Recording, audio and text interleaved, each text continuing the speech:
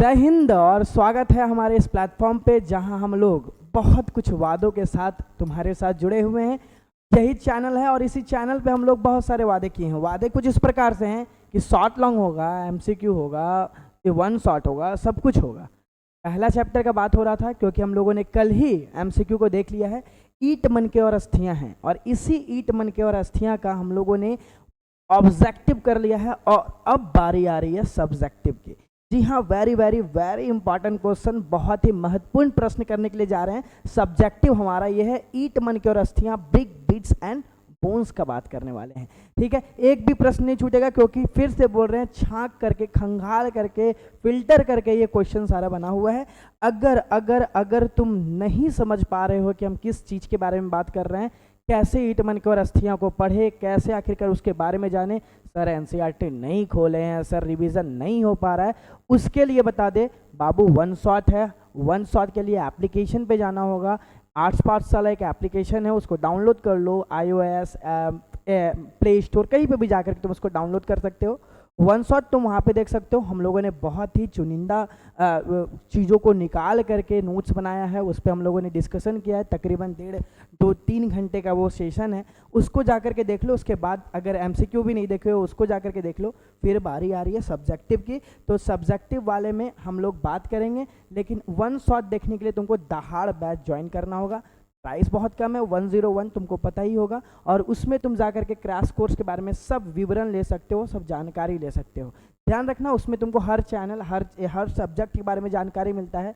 Political science, geography, वो सारा कुछ, मतलब कि जितना भी सब्जेक्ट है, साइकोलॉजी, सोशोलॉजी, इकोनॉमिक्स, हिंदी, सारा कुछ वन शॉट क्रैश कोर्स। तो तुमको उसके लिए दहाड़ बैच ज्वाइन करना होगा, ध्यान रखना। तो हम लोग एक चीज़ और, सॉरी मिस्टेक हो रहा था, ये बहुत ज़रूरी इन्फॉर्मेशन है, बहुत ज़रूरी बातें हैं तुम्हारे साथ जो साझा करनी है हमें। और ये साझा करने वाली बात ये है कि संडे, ठीक है, संडे को रात्रि 7 बजे से तुम्हारे साथ पवन सर जुड़ जाएंगे, बहुत ही पावर के साथ, ठीक है, क्योंकि उनका डायलॉग ही है कि पावर यहीं से शुरू होता है, यहीं पे ख़त्म होता है।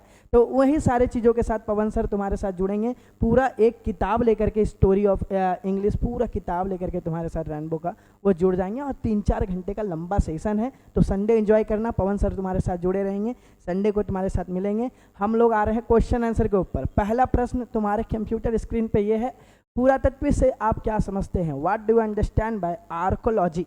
याद करो, हम लोगों ने इन सारी चीज़ों के ऊपर बात किया हुआ है ऑलरेडी। और एक बात तुमको बता दें कि ये सब चीज़ तुम्हारे बिहार बोर्ड का PYQs है, और ये तुम्हारे लिए बहुत ही VVVI इंपॉर्टेंट क्वेश्चन है। चाहे वो बिहार बोर्ड हो, चाहे वो CBSE बोर्ड हो, फिल्टर किया हुआ क्वेश्चन है बाबू। वन शॉट में हम लोग देख चुके हैं बाबू। क्वेश्चन आ जाते हैं, आर्कोलॉजी, पुरातत्विक से आप क्या समझते हैं? लेकिन एक बात तुम लोगों से हम फिर से बता दें कि हम लोगों के द्वारा जो इतना मेहनत हो रहा है, उस मेहनत में तुमको भी थोड़ा योगदान देना होगा। एक हार्ट इमोजी कम से कम तुम कमेंट कर सकते हो, और साथ ही साथ हम लोग तुमको कुछ प्रश्न भी देंगे। ये खत्म होगा, उसके बाद हम तुम्हारे साथ कुछ लघु प्रश्न, कुछ शॉर्ट क्वेश्चन तुमको हम देंगे। उस क्वेश्चन को तुम प्लीज़ कमेंट बॉक्स में लिख करके प्यारा सा, सुंदर सा बना करके हमको दे देना। बात करते हैं पुरातत्विक, आर्कोलॉजी। तो हम तुमको बताए थे, कभी भी हम क्या करते हैं, धरती के अंदर अगर जाते हैं तो हमें बहुत सारे मटेरियल्स मिलते हैं, बहुत सारे सामग्री मिलती है जो पुराने लोगों के द्वारा इस्तेमाल किया गया था। उसी चीज़ को अगर हम खंगालते हैं, हमारे एंसेस्टर के मटेरियल्स को निकालते हैं, उसी को आर्कोलॉजी कहते हैं। ऐसे ही बात हम लोगों ने पढ़ी थी, तो ध्यान देना, वही यहाँ पे तुम्हें देखने को मिलेगा। वह विज्ञान, एक साइंटिफिक मेथड जिससे हम लोग कोर ऑफ द अर्थ पहुँचते हैं। हम लोग इंटीरियर जाते हैं अर्थ सरफेस के, हम लोग क्रस्ट के अंदर जाते हैं, मतलब क्रस्ट के आसपास पहुंचते हैं, और वहाँ पे हमको कुछ हिडन मटेरियल मिलता है। हमें वहाँ से कुछ छिपी हुई सामग्रियाँ मिलती है जो हमारे पूर्वज, जो हमारे एंसेस्टर के द्वारा इस्तेमाल किया गया है। ठीक है, तो ध्यान देना कि हमारे भौतिक जीवन का ज्ञान प्राप्त होता है, इसी को पुरातत्व कहा जाता है। जब हम कभी भी धरती के अंदर जाते हैं, हमें नॉलेज होता है उसके मटेरियल लाइव्स का, जो हमारे एंसेस्टर्स इस्तेमाल किए हुए थे।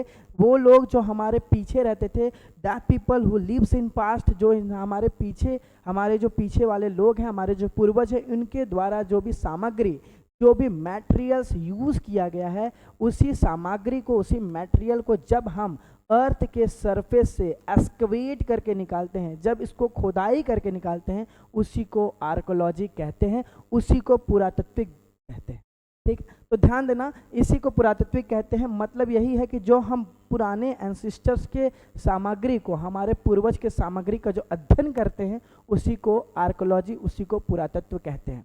पहला क्वेश्चन तुम्हारे लिए अभी दे रहे हैं कमेंट बॉक्स में, सब कोई, हम तुमको ये बता रहे हैं क्योंकि मेहनत तुमको लिटरली बता रहे हैं, मेहनत दिल से है, तो इसी दिल के साथ तुम भी जुड़ जाओ। और पहला क्वेश्चन जो हम तुमको दे रहे हैं वो क्वेश्चन तुम अपने, सब कोई बच्चा जितना भी देख रहा है उतना हमको आंसर चाहिए, प्लीज़ ध्यान देना। तुम्हारे लिए क्वेश्चन ये है कि कार्बन 14 मेथड के बारे में आप क्या जानते हैं, ठीक है। हम तुमको पहला क्वेश्चन अभी दे दिए, बाकी और भी तुमको हम क्वेश्चन देंगे, तो ध्यान देना। तुमको सिर्फ एक क्वेश्चन पे ध्यान देना, अभी सीख लो कि कार्बन 14 के बारे में आप क्या जानते हैं, कार्बन 14 मेथड के बारे में आप क्या जानते हैं, कार्बन 14, कार्बन 14 मेथड के बारे में आप क्या जानते हैं, ये what do mean by carbon 14 method, ये तुम्हारे लिए क्वेश्चन है। प्लीज़ कमेंट बॉक्स में सबको आंसर, प्यारा सा शॉर्ट क्वेश्चन है, लिख करके दे देना, ठीक है।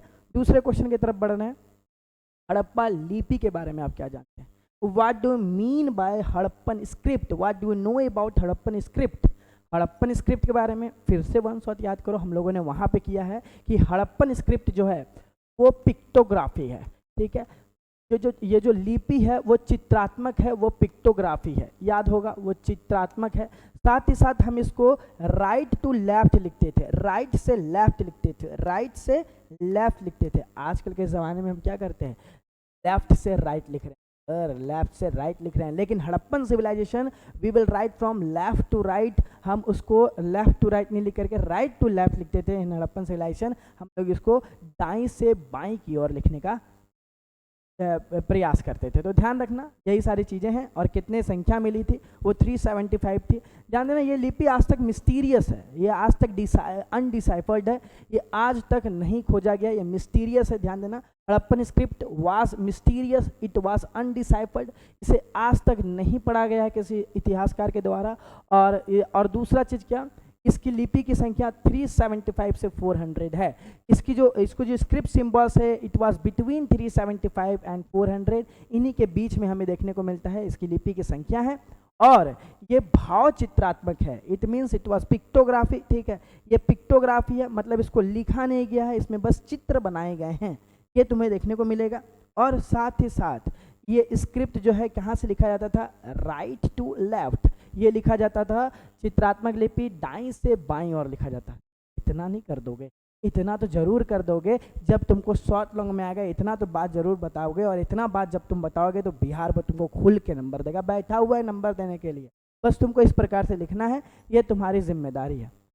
याद करो, हम बोले थे सवाल बनता है बाबू, PYQs है, बार बार पूछा सवाल है कि प्रमुख केंद्र, 4 प्रमुख केंद्र के बारे में बताएं। 4 important sites of Harappan civilization, name the 4 major sites of Harappan civilization, ठीक है। हड़प्पा के 4 प्रमुख केंद्र नगरों का नाम बताएं। लोगों ने बहुत सारे के ऊपर बात की थी, हमें बनावली याद है, हमें मोहनजोदड़ो, हड़प्पा, हमें कितना कुछ नहीं याद है, सुरकोटा, सब कुछ, लोथल याद है, राखीगढ़ी। यहाँ पे देखो क्या क्या लिखा गया, हड़प्पा 4 प्रमुख केंद्र, Harappa which was in Pakistan, present day Pakistan, ठीक है। हड़प्पा जो कि पाकिस्तान में है। दूसरा मोहनजोदड़ो कहाँ पे, it was also in Sindh province Pakistan, ये भी पाकिस्तान प्रेजेंट डे। कालीबंगन, याद करो, literal meaning of Kalibangan is black bangles. Kalibangan का जो शाब्दिक अर्थ होता है वो होती काली चूड़ियाँ, ठीक। इट वाज इन राजस्थान, ये राजस्थान में स्थित है प्रेजेंट डे। और लास्ट तुम्हारा एक चीज जो, क्योंकि 4 ही पूछा है, तो चौथा Lothal which was in Gujarat, port cities, बंदरगाह नगर हमें देखने को मिलता है एक लोथल, जो कि प्रेजेंट डे गुजरात में है। सिंपल, शॉर्ट, इजी, कोई हार्ड नहीं था सर। आ जाते हैं, हड़प्पन कालीन सिंचाई के दो साधनों का नाम बताएं। कितना इजी सवाल, सब PYQs है, सब इतना इजी। हम बोल रहे हैं भटको मत, बस रणनीति बनाओ और कुछ मत बनाओ, बस रणनीति बनाओ कि कैसे एग्जाम क्रैक करना है। Write 2 methods of irrigation during the Harappan civilization. हमें सुरकोटगोई में कैनल्स मिले हैं, नहर मिला है, याद करो अफगानिस्तान में। हमें धोलावीरा में वाटर रिजर्वर मिला है, ठीक है, जहाँ जल को संग्रह करके रखा जाता था। 2 मेथड तुम्हें समझ में आ गया होगा। तो 2 प्रमुख स्थान है कि नहर और जलाशय, नहर और जलाशय, ये 2 प्रमुख स्थल देखने को मिलता है। धोलावीरा से नहर और जलाशय का अवशेष मिला है, क्लियर है। तो हमें दो मेथड्स मिलते हैं इरिगेशन के। सबसे पहला तुम्हारा canals and reservoir, water tanks या वाटर रिजर्वर्स जो तुम कह सकते हो, ये दोनों चीज़ हमें देखने को मिला है। और धोलावीरा एक ऐसा साइट है, ठीक है, Dholavira which was in Gujarat present है, ठीक है, जो गुजरात में स्थित है। वहाँ तुम्हें देखने को मिलेगा कि हमें नहर भी मिले हैं और हमें वहाँ जलाशय भी मिला है, वहाँ हमें कैनाल्स भी मिले हैं, वहाँ हमें वाटर रिजर्वर में मिला है। तो क्या सर अगर हम ये लिख दें कि सुरकोतगोई में हमें नहर मिला है, हमें कैनाल्स मिला है, तो क्या गलत कर देगा? नहीं करेगा। तुम वो वाला पॉइंट बस लिख देना। क्वेश्चन सिंपल है, दो साधनों का नाम बताएं, तुम दो साधन समझ जाओ, नहर है मिल रहा है और वाटर टैंक मिल रहा है, रिजर्वर मिल रहा है, जल संग्रह वाली चीज़ धोलावीरा में मिल रही है। ये सबसे इंपॉर्टेंट चीज़ें तुम्हें देखने को मिलेगी। एक क्वेश्चन हम लोग कर लिए थे, दिए हुए हैं, याद रखना। कार्बन 14 के बारे में आप क्या जानते हैं? प्लीज़ कमेंट में, थोड़ा समय लगेगा लेकिन ज़रूर लिख देना, ठीक है। दूसरे क्वेश्चन की तरफ बढ़ते हैं। अभिलेख किसे कहते हैं? अभिलेखों से आप क्या समझते हैं? क्या महत्व है अभिलेख का? अभिलेख समझ रहे हो? अभिलेख जो होता है, जो लिखा जाता है, जिसमें राजा अपने बारे में बढ़ा चढ़ा करके, थोड़ा इंक्रीज करके अपने बारे में बताते हैं। लेकिन आर्थिक, राजनीतिक, सामाजिक सारे चीज़ों की जानकारी हमें इंस्क्रिप्शन से मिल जाती है, हमें रिकॉर्ड से मिल जाती है। तो what are records, what are their significance. तो ध्यान देना, पत्थर की धातुओं पर लिखे गए लेख को अभिलेख कहा जाता है। Which was written in stones और स्क्राइब्स, जिसको हम क्या कहते हैं? इंस्क्रिप्शंस कहते हैं। याद रखना, व्हाट आर रिकॉर्ड्स रहे या व्हाट आर इंस्क्रिप्शन रहे, तो दोनों में यही लिखना तुमको। Any things which is written on stone और मेटल। क्यों स्टोन और मेटल? क्योंकि सर ये हार्ड सरफेस है, इसी कारण से, ठीक है। ध्यान देना, इसको पत्थर और धातु में लिखते हैं क्योंकि ये हार्ड है, ये मजबूत है, ये ठोस है, ये बहुत दिन तक जिंदा रह जाएगा।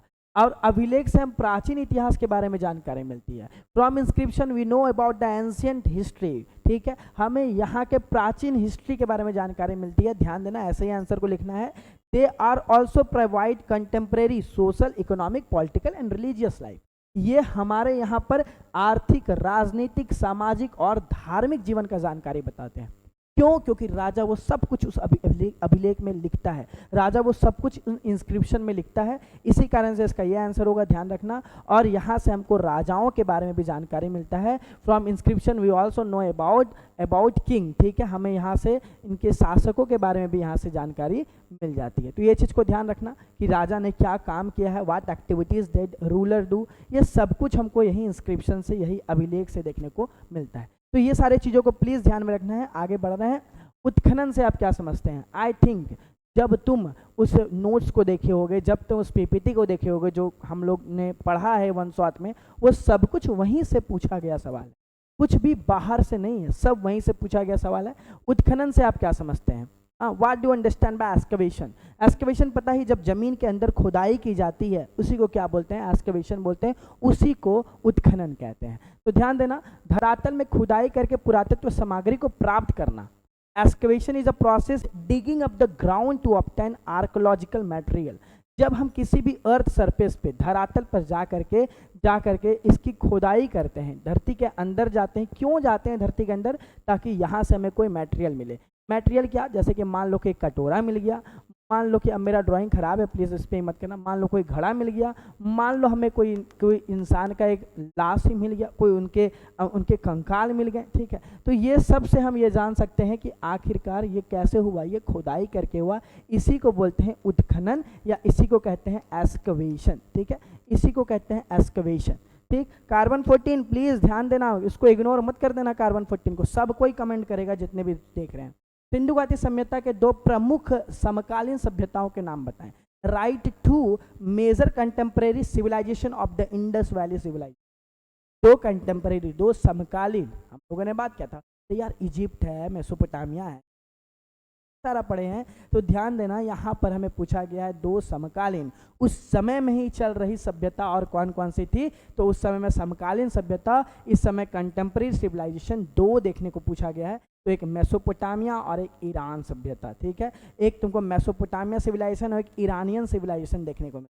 2 सभ्यता कंटेम्प्रेरी है। अगर तुमको भूल रहे हो ईरानियन सिविलाइजेशन तो तुम लिख सकते हो इजिप्ट सिविलाइजेशन, ठीक है, तुम लिख सकते हो इजिप्ट सिविलाइजेशन, तुम लिख सकते हो सर चीन की सभ्यता, चाइनीज सिविलाइजेशन, तुम्हारे ऊपर। हम लोगों ने बहुत सारी चीज़ों पे बात की है। 2 पूछता है, 2 तुम लिख सकते हो। स्टार्ट नहीं होगा।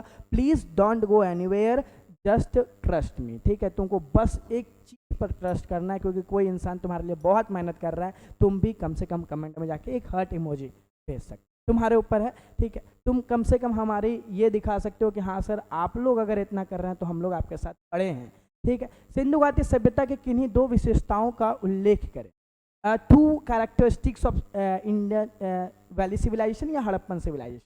तो ध्यान देना, दो विशेषता क्या क्या है। अरे बहुत सारी विशेषताएं हैं, बहुत सारी। अन्नगार है, तो अनागार है, बहुत सारी प्लांट है, नगर नियोजन है, जलाशय बहुत बढ़िया है सर, वो बहुत सारी हमारी प्रमुख विशेषताएं हैं। हमारी इंडिया तो कहीं कम नहीं है ना, हमारी इंडियन सिविलाइजेशन है तो बहुत अच्छी होगी। ध्यान देना, दो विशेषताएं क्या है, two characteristics of Harappan civilization. और तुम पहला पॉइंट लिखोगे क्या, हड़प्पा सभ्यता सुनियोजित नगरीय सभ्यता है। It was planned city, well planned urban civilization. पहला point, well planned urban civilization, ये एक सुनियोजित नगरीय सभ्यता है। वेल प्लान्ड अर्बन सिविलाइजेशन, पहला पॉइंट। दूसरा, हड़प्पा सभ्यता की जल निकासी प्रणाली सुनियोजित है। वेल ड्रेनेज सिस्टम, ठीक है, तुमको यहाँ देखने को मिलता है drainage system Harappan civilization was well planned. यहाँ पे जो ड्रेनेज पैटर्न है वो बहुत ही सुंदर है, बहुत ही अच्छा है। इसी कारण से ये दूसरा चीज भी तुमको देखने को मिलता है, ये हमारी हड़प्पन सिविलाइजेशन के ऊपर बात कर। 10 क्वेश्चन है, देख लो यहाँ पे। वही फिर से क्वेश्चन, ये तो बहुत इंपॉर्टेंट है, बता दे, ये बहुत बार पूछा गया सवाल है, इसको लिख लो 10-15 बार, ठीक है, कहीं कॉपी में जाके लिखना है। हड़प्पा सभ्यता के जल निकासी प्रणाली की दो विशेषताएं बताएं। Write, describe two features of Harappan civilization drainage system.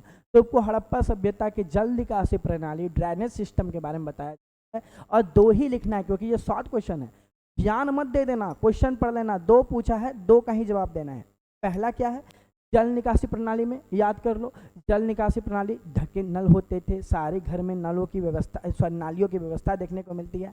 नालियाँ ढकी होती थी, नालियों की साफ सफाई होती थी, डिगिंग करके रखा जाता था ताकि सारी जो सॉलिड मटेरियल्स हैं, जहाँ कचड़े हैं, वहीं जमा हो जाएं, फिर घर वाले उसको निकाल लेते थे।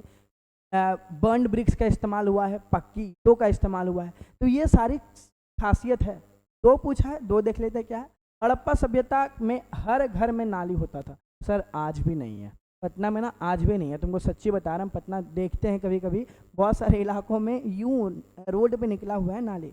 तो in the Harappan civilization every houses had drain, सब में एक ड्रेनेज पैटर्न हमें देखने को मिलता है। The drain of each houses could be connected to the paved rams build on the both side of the main road. हर घर का नाली मुख्य सड़क के दोनों ओर बनी नालियों से जुड़ा होता था। मतलब ये कि सर अगर ये मेरा घर है ना, ये मेरा अगर घर है और मेरा नाली अगर यहाँ से निकला है मेरे घर का, तो हम इसको मैन नाली में, ठीक है, जो मैन रोड का जो नाली बना हुआ है ना, उसके साथ कनेक्ट करते हैं। ये मेरे गांव में है सर, मेरे घर पे है सर, हम लोग वेल प्लान्ड है, हम लोग सभ्य हैं। तो ये हमें सिंधु घाटी सभ्यता में भी देखने को मिलती है। We also see in Indus valley civilization, well planned drainage system था। दो फीचर्स है, दो फीचर्स तुम लिख दोगे। 10वें क्वेश्चन की तरफ बढ़ते हैं। मोहनजोदड़ो के विशाल स्नानागार का वर्णन करें।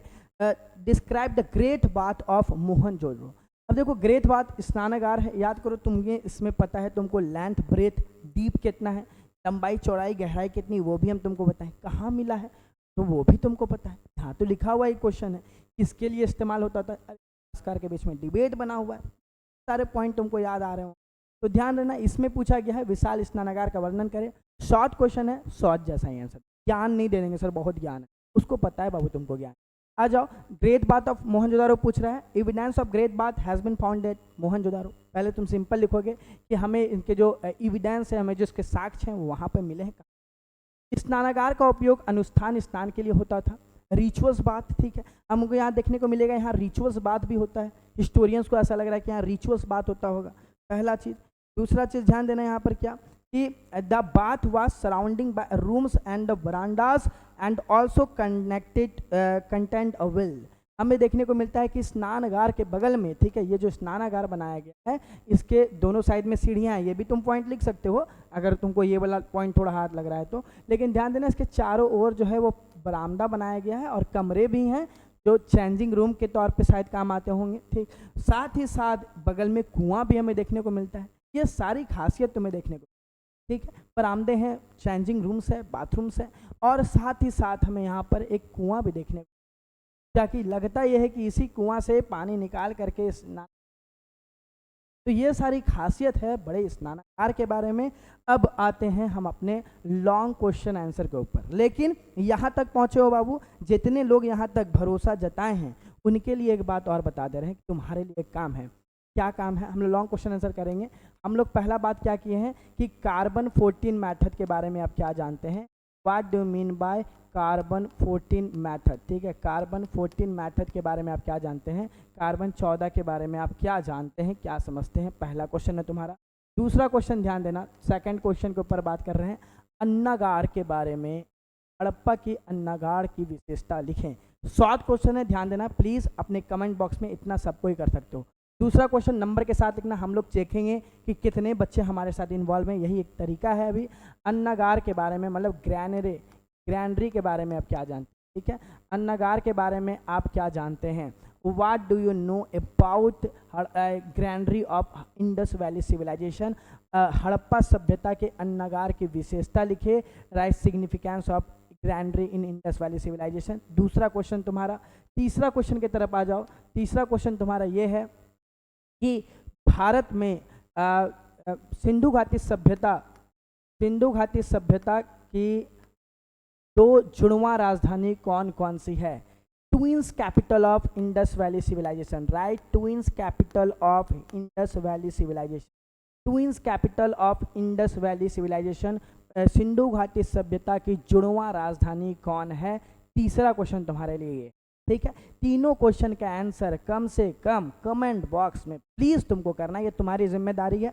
हम अपनी जिम्मेदारी को निभा रहे हैं, तुम अपनी जिम्मेदारी को बढ़िया से निभाओ। संडे को मिलो और डेली यूट्यूब पे लाइव रहो, हम लोग के साथ जुड़े रहो। यही हमारा प्रयास है कि ज़्यादा तुम लोगों से कनेक्ट होना है, तुम लोग भी हमारे साथ कनेक्ट हो। अब बात आती है लॉन्ग टाइप क्वेश्चन की, दीर्घ उत्तर प्रश्न के ऊपर, ठीक है। तो आते हैं दीर्घ उत्तर प्रश्न के ऊपर। पहला सवाल देखते हैं, 3 इसमें भी सवाल हमें देखने को मिलेगा। 15 से 20 नंबर के लिए इंपॉर्टेंट चैप्टर है, याद रखना, इसीलिए ध्यान से देना। प्राचीन इतिहास के अध्ययन के विभिन्न स्रोतों का वर्णन करें। राइट हिस्ट्री अबाउट सोर्सेस, ठीक है, sources, right various sources of studying ancient history. क्या क्या सोर्सेस है देखो, वो पहले बात करना है। सबसे पहली है पुरातात्विक स्रोत, आर्कोलॉजिकल सोर्स, ठीक है। सबसे पहले आर्कोलॉजिकल सोर्स के ऊपर बात करते हैं, ध्यान देना। सबसे पहले आर्कोलॉजिकल सोर्स है, बहुत सारे सोर्सेस हम लोगों ने ऑलरेडी पढ़ा हुआ है। तो प्राचीन इतिहास के लिए पुरातात्विक सोर्स जो है, आर्कोलॉजिकल सोर्स के बारे में बात किया जा रहा है। तो सबसे पहले है अभिलेख, सिक्के, मूर्ति, चित्रकला और स्मारक भवन आदि, ये है आर्कोलॉजिकल सोर्स। इतना तुमको लिखना है। मतलब क्या क्या है देख लो एक बार। इंस्क्रिप्शंस है, ये आर्कोलॉजी में आता है। हमें पॉइंट्स है, स्कल्पचर है, पेंटिंग्स है, मॉन्यूमेंट्स है, ये सारा स्कल्पचर हो गया। आते हैं साहित्यिक स्रोत के ऊपर, ठीक है, ध्यान देना। आते हैं साहित्यिक स्रोत के ऊपर। साहित्यिक स्रोत कैसा होता है पता है तुमको, साहित्य से रिलेटेड, हम लोगों ने पहले ही बात किया है। साहित्य से रिलेटेड। लिटरेरी सोर्स क्या होता है, जो लिटरेचर से रिलेटेड होता है, हम लोगों ने ये बात कर लिया, याद करो। लिटरेरी सोर्सेस क्या होती है, विच बिलोंग्स टू लिटरेचर। और लिटरेचर में क्या क्या आता है, याद करो, महाभारत, रामायण, वेदास, पुराण, वेदांत, ये जो सब लिखा गया है ये सब साहित्यिक स्रोत है। तो ये भी तुम लिख दोगे। तीसरा तुम्हारे लिए इंपॉर्टेंट क्या है, तुम्हारे लिए इंपॉर्टेंट है धार्मिक साहित्य। इसी में आता है, साहित्यिक स्रोत में ही धार्मिक साहित्य आता है। धार्मिक साहित्य कैसे साहित्य को कहेंगे, जो धर्म से रिलेटेड है, जैसे महाभारत, वेद, रामायण। और एक होता है लौकिक साहित्य, जिसको हम लोग क्या कहते हैं, रिलीजियस। एक तो तुम्हारा रिलीजियस हो गया और एक तुम्हारा हो गया सेक्युलर, ठीक है। एक रिलीजियस हो गया, एक हो गया सेक्युलर। सेक्युलर में कौन सा आएंगे, जो किसी धर्म से रिलेटेड नहीं है, किसी के द्वारा लिखा गया ग्रंथ है, जैसे कि कौटिल्य के द्वारा अर्थशास्त्र, कल्हन के द्वारा तुम्हारा रासतरंगिणी, ठीक है। तो तुमको ये सारा कुछ देखने को मिलेगा। दो चीज, एक सेक्युलर और एक ये। सेक्युलर में तुम्हारा क्या आएगा, कौटिल्य अर्थशास्त्र और कल्हन के द्वारा रासतरंगिणी, ये सारा हो जाएगा तुम्हारा सेक्युलर पे। तीसरा सबसे इंपॉर्टेंट सोर्स क्या है, हम लोग बात किए हैं अकाउंट ऑफ फॉरेन ट्रेवलर्स, जो विदेशी लोग आते थे वो लोग भी यात्रा का विवरण दिए हैं, वो भी हमारे लिए तीसरा सबसे प्रमुख। इसमें क्या है, याद करो, मेगास्थनीज आए हुए थे, इंडिका किताब लिख दिए हैं। तो और अलबरूनी आए हैं। अलबरूनी किस चीज़ का किताब लिखे हैं वो भी बता देना तुम लोग प्लीज़। अलबरूनी के द्वारा लिखा गया किताब का नाम अल बरूनी के द्वारा जो किताब का नाम है वो क्या है, ये तुम प्लीज़ कमेंट बॉक्स में बताना, ताकि हमको ये लगे कि कितने बच्चे अभी पढ़ रहे हैं और नहीं पढ़। ठीक है, तो ध्यान देना, अल बरूनी के द्वारा लिखा गया किताब, तुमको थोड़ा मोड़ा कमेंट करना होगा प्लीज़, तो इतना मेहनत कर लो तुम लोग, हम लोग बहुत मेहनत कर रहे हैं इसीलिए। सिंधु घाटी सभ्यता के आर्थिक जीवन का विवेचना करें, मतलब इकोनॉमिक लाइफ तुमको लिखना है, write the economic life of the Harappan civilization. Sindhu घाटी सभ्यता के आर्थिक जीवन का वर्णन तुमको करना है। तो पीपीटी बना हुआ था नोट्स में, या नोट जाके पढ़ना, उसमें आर्थिक जीवन साफ तौर पे बताया गया, सामाजिक जीवन, राजनीतिक जीवन, धार्मिक जीवन सब बताया गया। सवाल है आर्थिक जीवन, आर्थिक जीवन मतलब कैसे आखिर का पैसा खर्चा वर्चा आता था। पहला चीज क्या था, एग्रीकल्चर, याद करो, कृषि, सबसे पहला पॉइंट हमारा एग्रीकल्चर। यहाँ के लोग एग्रीकल्चर किया करते थे, गेहूँ, मटर, बारले, याद करो, ठीक है, शीशम, ये सब चीज़ का ये लोग किया करते थे। बारले हमें गुजरात से मिला, rice is rarely found in Indus valley civilization, लेकिन ये लोग कृषि वगैरह किया करते थे, ध्यान रखना। तो सबसे पहला पॉइंट होगा एग्रीकल्चर, किसका किसका, वीट, बारले, कॉटन, बीज, शीशम, ये सब कोई का ये लोग एग्रीकल्चर किया करते थे। तो पहला चीज इनका जो कमाई का साधन था वो कृषि था। दूसरा था पशुपालन, डोमेस्टिफिकेशन, इसका भी कैसे पता चला, याद करो, आर्कोजूलॉजिस्ट, आर्कोबोटेनिस्ट, याद ये किए थे, आर्कोजूलॉजिस्ट, आर्कोबोटनिस्ट, याद होगा। आ जाओ, तो पशुपालन में हमें क्या देखने को मिलता है, ये लोग गाय, भैंस, भेड़, बकरी, ये सब चीज़ को करते थे। काव तुम्हें देखने को मिला है, बफेलो, गॉट्स, सीप्स, ये सब को ये लोग क्या करते थे, पालते थे, डोमेस्टिफिकेशन करते थे। तीसरा सबसे बड़ा चीज़ है क्राफ्ट्स एंड इंडस्ट्रीज, यहाँ के लोग मनके बनाया करते थे, याद करो। शिल्प और उद्योग भी हमें देखने को मिला है, यहाँ के लोग मनके वगैरह बनाया करते थे, चैप्टर का ही नाम है ईंट, मनके और अस्थियाँ। तो तुम्हें देखने को मिलेगा यहाँ पे सीप, शंख, हाथी दांत, ये सब क्या किया जाता था, इससे सामान बना करके बाहर बेचा भी जाता था। सील्स वगैरह हैं, बीड्स वगैरह हैं, याद करो, इससे क्या करते थे ये लोग, बनाते थे सारे मनके, ज्वेलरीज वगैरह बनाया करते थे, बीड्स वगैरह, सील्स वगैरह, वेट्स वगैरह, ये सब बनाया करते थे। तीसरा सबसे बड़ा चीज़ है क्या, कि इस पे पैसा कहाँ से आ रहा है, ट्रेड करके, व्यापार किया करते थे ये, ठीक। व्यापार किससे करते थे, याद करो, व्यापार ये अलग अलग सभ्यताओं के साथ, मतलब मेसोपोटामिया, इजिप्ट, चाइना, सबसे, ठीक है, ईरानियन, इन सब के साथ ये क्या करते थे, ट्रेड किया करते थे, व्यापार किया करते थे सारे सभ्यताओं के साथ। और व्यापार करने के लिए ये दोनों मार्ग, मतलब क्या, एक तो वाटर और जिसको सी रूट भी कहते हैं, वाटर रूट, और दूसरा लैंड रूट और स्थल मार्ग का भी इस्तेमाल करते थे। तो ध्यान देना, दोनों मार्ग के द्वारा व्यापार होता था इनका। एक तुम्हारा ओमान से व्यापार किए हैं, और जल मार्ग, और साथ ही साथ तुमको देखने को मिल रहा है सी रूट, ये दोनों का इस्तेमाल करके ओमान सबसे भी व्यापार किया कर। प्लीज़ जब तुमसे पूछा जाए economic life of Harappan civilization, तो उसमें तुमको अर्थव्यवस्था के बारे में बताना है कि कैसे इस सभ्यता की अर्थव्यवस्था चल रही थी। तो ये तुम्हारा काम है, ये तुमको करना ही पड़ेगा, तुम्हारे पास कोई ऑप्शन और नहीं बच जाता। लास्ट क्वेश्चन जो तुम्हारे लिए बहुत ज़्यादा वी है, क्या है सवाल देख लो, क्या है सवाल देख लो। और क्यों हम बोल रहे हैं ये पढ़ लेना, क्यों देख लेना अभी ज़रूरी क्यों है, क्योंकि हम लोग इसमें हिस्टोरियंस का भी नाम बताएं, कौन इतिहासकार ने क्या कहा है, इसको प्लीज़ कॉपी में लिख लेना और दिमाग में बैठा लेना, एग्जाम में लिखना, एग्जामिनर नंबर दे देगा। आ जाओ, क्या है सवाल, हड़प्पा सभ्यता के पतन के प्रमुख कारणों का उल्लेख करें। Main reason of decline of Harappan civilization, क्या क्या मुख्य कारण है जिस कारण से हड़प्पा सभ्यता का डिक्लाइन। तो बहुत सारे कारण हैं। सबसे पहला बात किसके ऊपर किया जा रहा है, देखो बहुत सारे, दे आर मैनी रीजंस कारण से डिक्लाइन हुआ है हड़प्पन सिविलाइजेशन का। पहला है बाढ़, फ्लड, सबसे पहला रीजन तुमको देखने को मिलता है फ्लड। सॉरी ये थोड़ा सा साइज छोटा है, लेकिन तुम उतना मेहनत कर लेना, ठीक है। फ्लड सबसे पहला पॉइंट तुमको देखने को मिलता है बाढ़। अगर इसका तुमको पीपीटी वगैरह चाहिए तो तुम ऐप पे जाकर के उसको ले सकते हो आराम से, इसका तुम पीडीएफ पीपीटी के फॉर्म में पढ़ सकते हो। ध्यान देना, सबसे पहले है बाढ़। बाढ़ में, फ्लड में देखो कौन है scholars, John Marshall, Ernest Mackay, S R. Rao, ये लोग ये मानते हैं कि ये सभ्यता जो है वो बाढ़ के कारण खत्म हो गई। लॉन्ग क्वेश्चन आंसर में पूछेगा कि बाढ़ कैसे, तो बाढ़ में थोड़ा सा पॉइंट बताना, कौन कौन लोग हैं याद कर लो, कॉपी में लिख लो। बाढ़ बोलने वाले जॉन मार्शल, अर्निस्ट मैकई और एस.आर. राव जैसे लोगों का मानना है कि सभ्यता में बहुत ज़्यादा बाढ़ आया और बाढ़ के कारण सभ्यता का विनाश हो गया। दूसरा चीज़ क्या है, क्लाइमेट चेंज, जलवायु परिवर्तन। दूसरा रीज़न क्या है, क्लाइमेट चेंज, जलवायु परिवर्तन। इसमें कौन कौन लोग हैं देखो, इसमें है आर.एल. Stein, AN. घोष, ये दोनों, ठीक है। आर.एल. स्टीन और ए.एन. घोष का मानना है, ऐसे इतिहासकार, ऐसे विद्वानों का मानना है कि ये सभ्यता में अचानक से क्लाइमेट चेंज हो गया, ठीक है। क्लाइमेट चेंज होने के कारण ये सभ्यता क्या हो गई, खत्म हो गई। यहाँ पे एग्रीकल्चर खत्म हो गया, यहाँ पे कृषि पैदावार धीरे धीरे कम होने लगे, इस कारण से ये सभ्यता खत्म हो गई। किसी किसी लोगों का मानना है भारी जल व्यापन, जिसको हम लोग क्या बोलते हैं, मैसिव फ्लड, उसी फ्लड में आ जाएगा, मतलब बहुत ज़्यादा फ्लड आया, इस कारण से ये सभ्यता खत्म हो गई है। ठीक है, बहुत ज़्यादा फ्लड आया है, ये कहने वाले कौन है, M.R. साहनी। ठीक है, M.R. साहनी मानते हैं कि यहाँ पे बहुत भारी जल व्याप हो गया, बहुत सारा पानी जमा हो गया, इस कारण से सभ्यता जो है वो डिक्लाइन कर गई, खत्म कर गई। ध्यान रखना, इसमें तुम्हारे एक जूलॉजिस्ट हैं जिनका नाम है M.R. साहनी। ठीक, तो ये सब कुछ अपने कॉपी में आंसर में ज़रूर लिखना ताकि तुमको नंबर मिले। हम सारा चीज़ का नाम इसलिए बता दे रहे हैं, तुम्हारे लिए इंपॉर्टेंट है।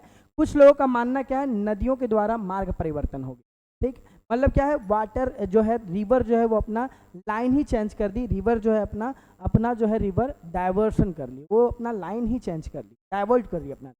ऐसे कौन लोग मानते हैं, लैम्ब्रिक और मधुस्रैप जो है वो ये मानते हैं क्या कि ये सभ्यता जो है वो तुम्हारी नदी जो है अपना रास्ता बदल ली, इस कारण से हो गया। ध्यान रखना, लैम्ब्रिक और मधुस्रैप ये लोग ऐसे इंसान हैं जो मानते हैं रिवर अपना रास्ता बदल दी। प्लीज़ कॉपी में लिखना सब चीज़, ठीक है, इतना मेहनत इसीलिए लिखना ये सब।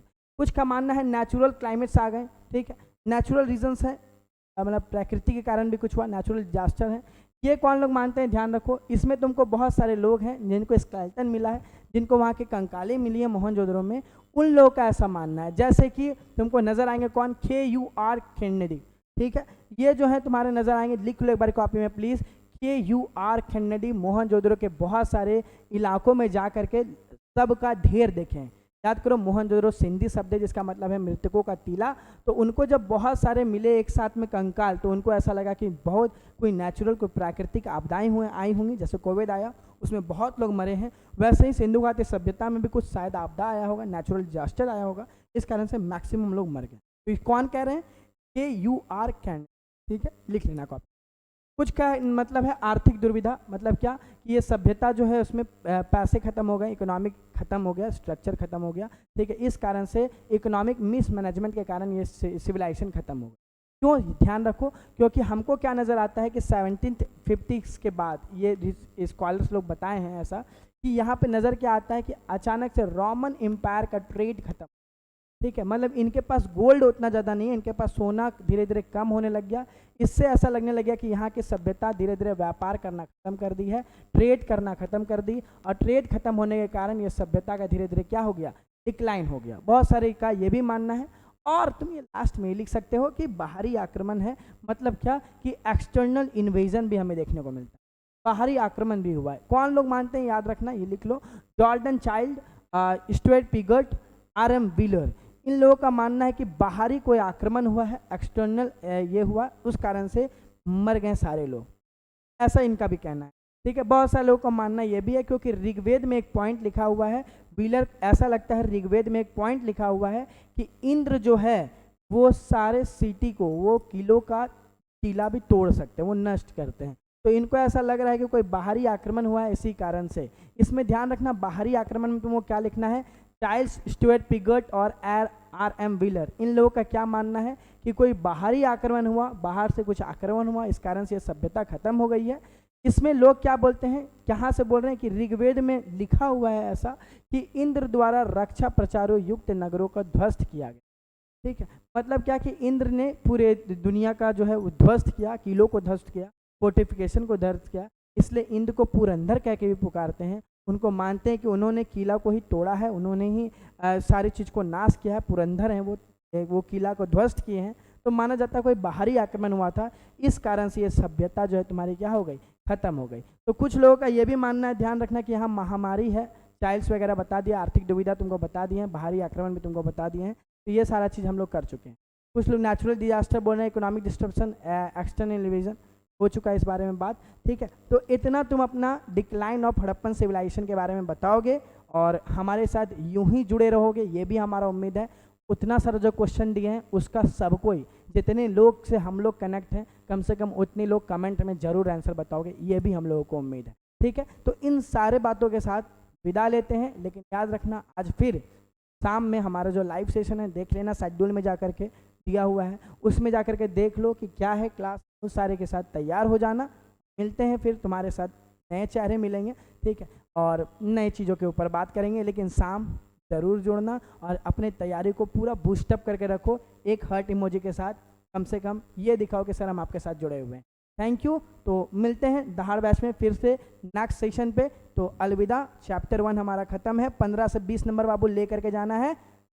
चलो बाय।